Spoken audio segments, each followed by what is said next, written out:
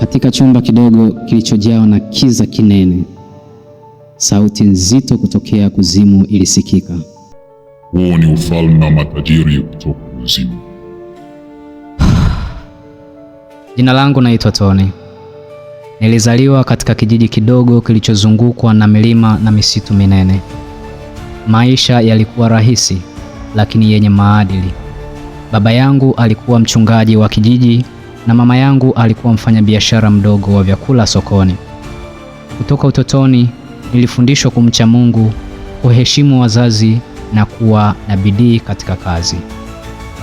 Nilikuwa kijana mwenye ndoto kubwa sana. Nilitaka kuwa mtu wa mafanikio, kuwa mfano wa kuigwa. Nilijifunza biashara kutoka kwa mama yangu na kumcha Mungu kutoka kwa baba yangu. Kijijini nilijulikana kama kijana mwenye heshima sana, asiyechangamana na mambo mabaya. Kila Jumapili niliongoza nyimbo kanisani na wengi waliniamini kama mtu wa kipekee. Lakini maisha yana njia zake zisizotabirika. Sikutegemea kwamba safari yangu ya imani ingetikiswa. Sikutegemea kwamba marafiki wangebadili kila kitu maishani mwangu. Naikumbuka siku hiyo kama jana. Ilikuwa alasiri yenye jua kali sana. Nilikuwa nimekaa sokoni nikihesabu faida ya biashara ya mama yangu. Ndipo walipojitokeza Joseph na Musa. Hawa walikuwa vijana wa mjini waliorejea kijijini wakiona hadithi za mafanikio. Walisema kuwa walikuwa na njia rahisi za kupata utajiri mkubwa sana. Walionekana kuishi maisha yao ya kifahari, mavazi yao yalikuwa ya gharama sana, na midomo yao ilijaa maneno yenye ushawishi. Yosefu alinitazama na kuniambia, "Ndugu yangu Tony, mbona unahangaika hapa kijijini wakati kuna njia rahisi za kupata maisha? Dunia haijali maombi na kazi ndugu yangu. Inahitaji akili na kujua siri za mafanikio." Kwa kweli maneno yao yalikuna sana. Nilihisi wasiwasi lakini pia shauku. Kwa muda mrefu nilikuwa nikiota maisha mazuri, lakini je, ilikuwa sahihi kuyapata kwa njia walionielekeza? Siku hiyo ilikuwa mwanzo wa safari yangu. Usiku wa siku ile sikuweza kulala kabisa.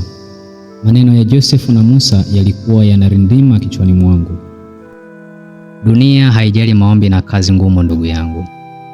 Walimaanisha nini? Je, kweli kuna njia rahisi ya kufanikisha katika maisha? Asubuhi ilipofika, nilikwenda kanisani kama kawaida. Wakati mchungaji ambaye pia ni baba yangu akihubiri juu ya uaminifu na uvumilivu, nilijihisi nikichanganyikiwa sana. Maneno yake yalikuwa mazito, lakini kwa mara ya kwanza hayakuonekana kuwa na nguvu kama hapo awali. Akilini mwangu niliwaza kuhusu maisha ya anasa walioyaishi Joseph na Musa tu. Siku mbili baadaye waliibuka tena sokoni. Safari hii walikuwa wamenialika kwenda kijijini kwao kwa chakula cha jioni. Nilihisi shauku kubwa sana zaidi ya kujua kuhusu walichokisema, lakini nilihisi pia hofu fulani isiyoelezeka ndani ya moyo wangu.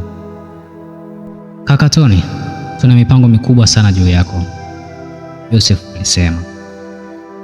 "Unajua kuna njia ambazo wachache wanazifahamu. Ukiwa na akili huwezi kuteseka maishani." "Ni njia gani hizo?" Kwa kweli nilijiuliza kwa sauti ya tahadhari. Musa alinitazama kwa macho yake ya ushawishi na kuniambia, "Njoo tuonane jioni, tutakuelekeza kila kitu." Nilijikuta nikikubali.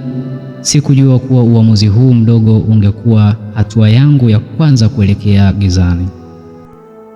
Basi jioni ilipofika, nilivaa shati langu safi na nikaanza safari ya kwenda nyumbani kwa Musa na Joseph. Njiani nilihisi moyo wangu ukiniambia nisiende, lakini sikusikiliza. Nilitaka kujua siri yao ya utajiri. Nilipofika, walinikaribisha kwa tabasamu pana sana.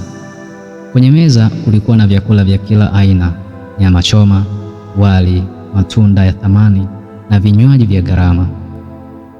"Kaka Tony, tunakukaribisha kwenye dunia yetu mpya," Joseph alisema huku akimimina kinywaji kwenye glasi yangu. "Lakini kabla hujaingia, lazima ujue sheria zetu." Asante sana mpenzi msikilizaji kwa kunifuatilia kuanzia mwanzo wa simulizi hii mpaka hapo tulipofikia. Tukutane sehemu ya pili. Tuone je, ni masharti gani ambayo Tony atapewa.